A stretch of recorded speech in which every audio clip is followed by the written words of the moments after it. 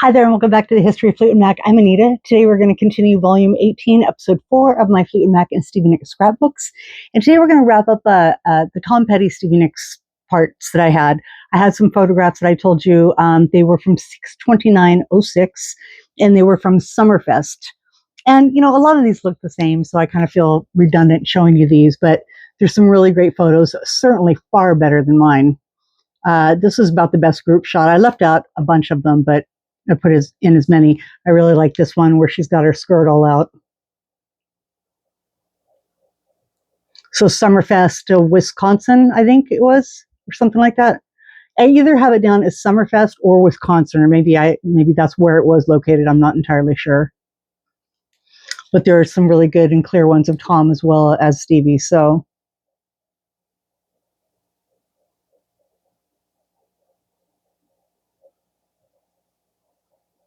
really grateful to have these. Then this was an article I had left over that my friend had sent me, and this was from June 16th. So what did I say, June 26th, so 10 days before the show, in Columbus, Ohio. And it was just a really nice little article on Tom and stuff. And then there was the guest, Stevie Nicks, whose husky, dusky pipes make a perfect companion for Petty's twang. Nicks's performance and presence significantly boosted the show's energy. Twirling in her trademark frilly, friendly witch garb, she belted out "Stop Dragging My Heart Around" from 1981 with Petty and "Burn the Barn Down" with the band on "I Need to Know" from 1978. "We're just having some fun," is all Petty said, just having some fun. And it was. But what truly is exciting is his future. You know, 2006, though, I mean, gosh, when did he pass away? And I can't even remember now. But, you know, it is his future. I mean, he did a heck of a lot of shows. Hit stoked 2-hour amphitheater shows are fun, familiar, and a good way to persuade people to pay upwards of $80 a head to see them. If Petty is serious about shelving the idea for a while or for good, so be it. The guy's discography is deep and lined with so many good rock songs. Watching him play those in new ways, in new venues, and using that distinctive voice will make for some real news to share. So it was a just nice article, but even though it was kind of funny, the wording of Stevie, there's some nice parts there. The picture doesn't show, I don't even think she's in the monitor. No, it doesn't show Stevie there, but a nice picture of Tom. And then again, continuing on from the show from 6/26.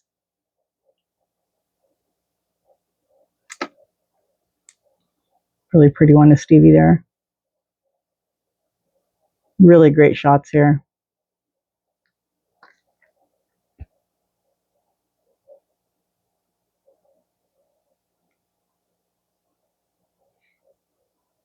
What are you doing?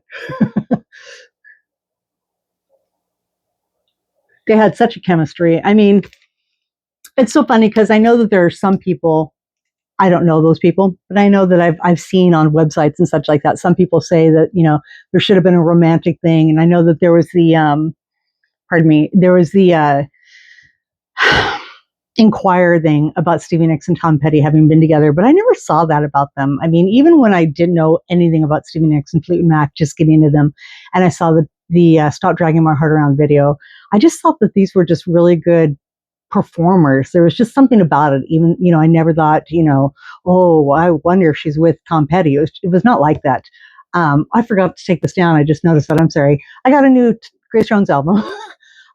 So yeah, I just, you know, when I see her and when I saw her and Lindsay back in the past, I was kind of like, oh man, I wonder if they're still together. I mean, you know, dumb young girl thinking like that, but never with Tom Petty. Just for some reason, I just always felt that it was, I knew she had probably a crush on him, but like a crush like you do on the little brother kind of thing, which men hate to hear that. They hate to hear, you know, the friend zone. But I just think that that's all Stevie was.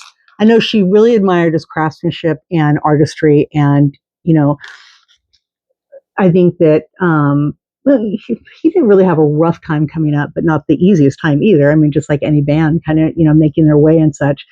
And I think that, you know, admiring part of that and such, and wanting to be in that, always joking about wanting to be, you know, the extra heartbreaker.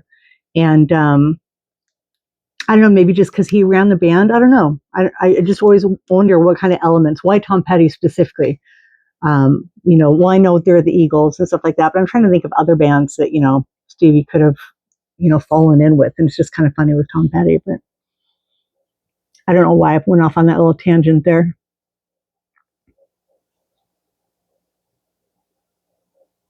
And then especially during these shows, and again, I'm more vested and more knowledgeable, I would say, in Stevie Nicks and Fleetwood Mac and the history thereof. I mean, it was really evident in these shows that she's just, she comes out with just high admiration for Tom Petty.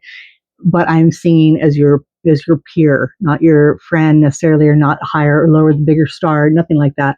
I'm out here and I am one of you on the stage. There's a mutual respect and admiration. I guess that's what it is too.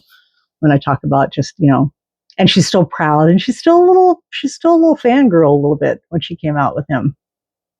But she always held her own and seemed, truly, truly happy to be invited, truly happy to be there. I love these ones where you can really see them in the monitor as well.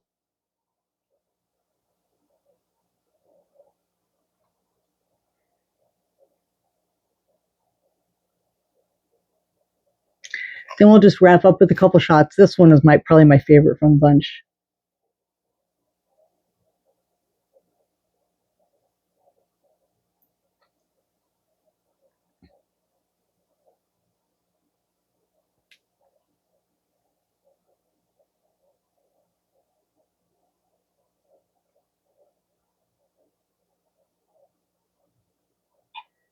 If you cut this one out right here, it's just the background and everything like that. Looks like it could be a Stevie solo picture.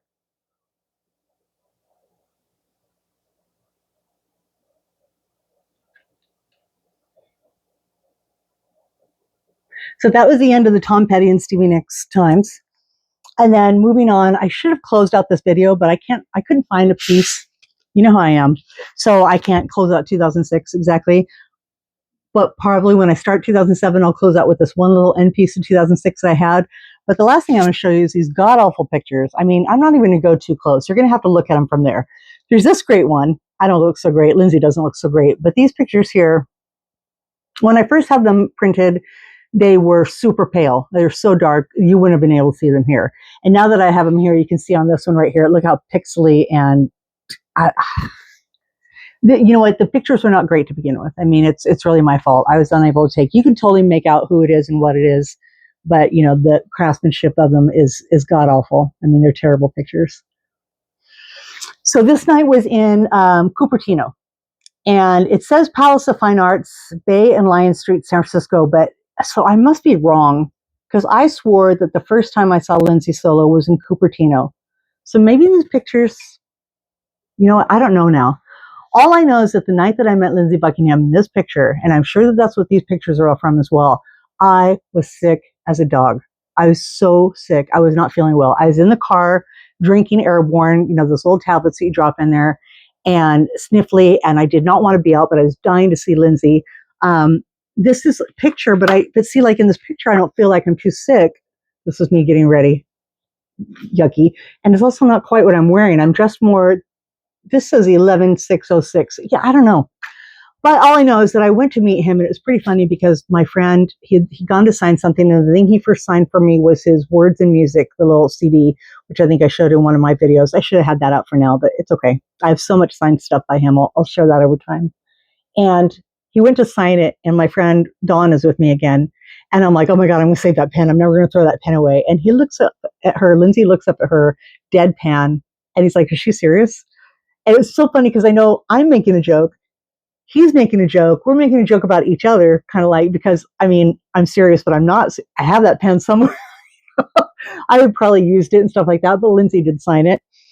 And then when I got next to him and was able to get a photo of him, I apologized, like trying to cover my mouth and stuff. This was way, obviously, pre-pandemic, all that kind of stuff, where people just didn't wear, masks out very often, and apologized profusely that I am not feeling well, that I have waited out. And it was cold, cold, cold that night. It was freaking cold for California. Cold, it's little petty little wussy Californians really don't get cold weather, and that night was freaking cold. It was like an Oregon cold, chilly and dry. And I waited out there, and he was like, I'm so sorry you waited out there this long and stuff like that. And I'm like, no, it's fine. I'm just, kind of keeping my face away from you, kind of keeping my distance, because if I found out I got you sick, I would just feel terrible, absolutely terrible. And he was very gracious, very nice, and he took the picture. And I think because we're talking, he kind of looks like a deer caught in the headlights. I've had a lot of people say this is a horrible picture of him. I love it because it was my first time. But we're, like I said, we're talking, and he's being so nice. Um, I just met yet another person not too long ago, and they were going down the list of Fleetwood Mac members and how so amazing they are, and that Lindsey Buckingham was just an awful, awful person. And whereas I don't dispute what they said, that's their time with them. They're also talking about 70s through the 90s, whatever. But each and every single time I've met Lindsey, he's been nothing but a kind, amazing, funny, humorous person. I have a great story of seeing him, stopping him on the street and literally like out of nowhere, and he's humble and gracious, not like, a bird or go away or, what I mean, or just no, always, always, always. So, maybe if he was a bad person in the day, whatever, it is what it is. And he's turned a new leaf. I mean, people can change, I guess. I'm kind of a weird person about that, but people also don't do the things that they used to do if they don't drink and do drugs a lot, right? So that's also a big thing too, is that you notice that there's a certain type or way that you are yourself, and I don't want to be that way anymore. So anyway, so that was my night. Like I said, I'm pretty sure these pictures go with it, but I have pictures coming up of one of the shows in 2007, 2008, and trust me, it doesn't get much better. I have never been able to, well, now I have. Pardon me, I'm so sorry. But now I've been able to get some really good Lindsey Buckingham shots, but not in the past. I could not get one picture. I couldn't get a picture to save my life, except the picture with him. So I'll take that. So that is my little end cap of 2006. I have one other little show that I did in 2006 December. So it is technically after this one. And then I think I'll break into the 2007 stuff. So thank you so much for joining me. I hope everybody had a great weekend. And we'll see you tomorrow night. Bye.